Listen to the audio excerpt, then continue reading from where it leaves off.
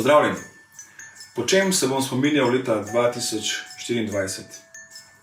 Na oddelku za nefrologijo smo skupaj z oddelkom za dializo, s katerim zelo odlično sodelujemo vsa ta leta, nadaljevali ta trend sodelovanja. Številne sestre, ki so bile dolgo z mano na oddelku, so šle v pokoj. Vesel sem, da so šle v takšni formi, kakršni so šle, torej v dobri kondiciji.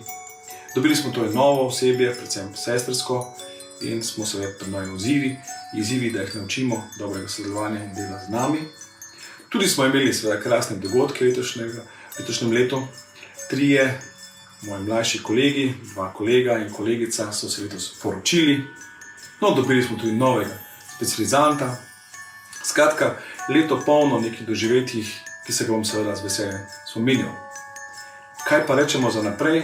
Za naprej seveda želim vsem okoli sebe in tudi sebi veliko zdravja, veliko strpnosti, veliko pozitivne energije, veliko kulturnega dialoga in pa seveda spoštovanja. In verjamem, da dokler bo v našem oddelku 2krat na dan dišala sveže kuhana turška kava, nam bo to še naprej uspevalo. Vsem dobro v naslednjem letu. Hvala.